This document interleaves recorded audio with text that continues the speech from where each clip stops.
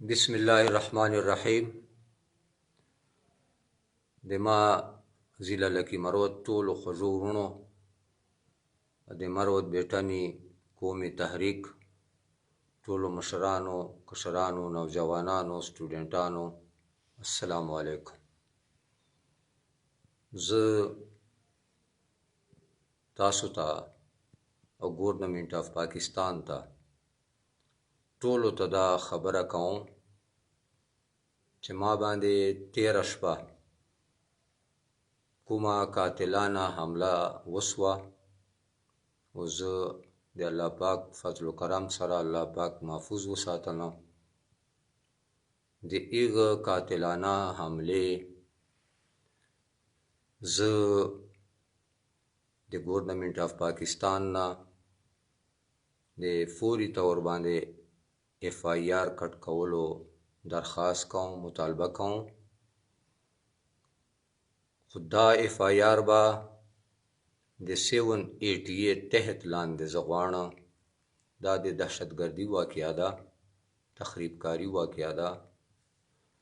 نو دا FIR زه کټ کول غواړم د 788 دفعې لاندې، او د تخریبکاري چې کومه دفعه د هغه لاندې زه کټ کول غواړم. دا د ما آئیني او قانوني حق ته. او په دې FIR چې زه 3 کسان نامینیټ کوم، نامزد کوم، او ورسره نور کسان دي. هغه وروستو چې زه خپل ټول تحقیقات وکړم، نو هغه بیا وروسته زه پکې نامزد کوم. دغو 3 کسانو چې پیله فرید د SNGPL چې کوم انجینیر ده، او نمبر 2 آفتاب د SNGPL انجینیر، او کرامت الله فوکل پرسن چې کوم هلته د ګیس ویل ده، د هغه فوکل پرسن ده. دا د هغه په ما باندې دا قاتلانه حمله تیره شپه سوې ده. ورسره نور کسان به زه بیا وروسته نامینیټ کوم.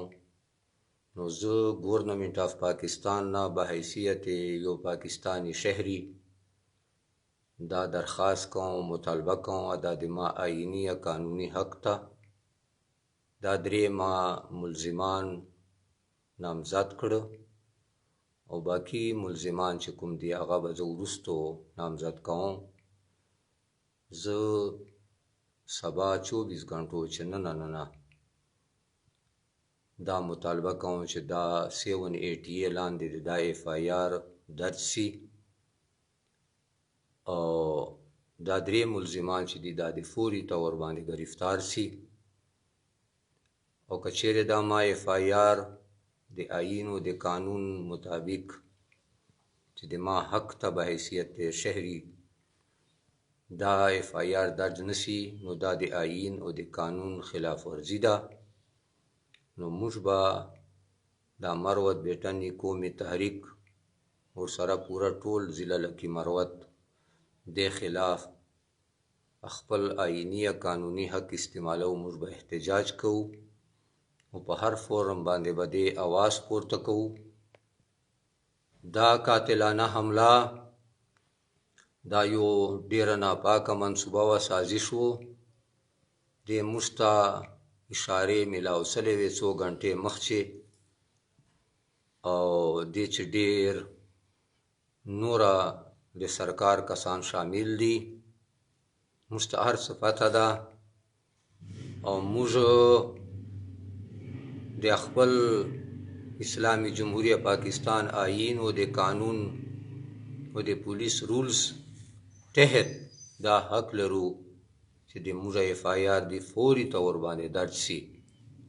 او بیا زه دا یو ورته ریپیټ کوم چې که دا FIR 24 غنټو چې نه درج نسه، او دا نامزد ملزمان دا فوري طور باندې گرفتار نسلل، نو بیا به موږ بھرپور احتجاج کوو. السلام علیکم ورحمت الله.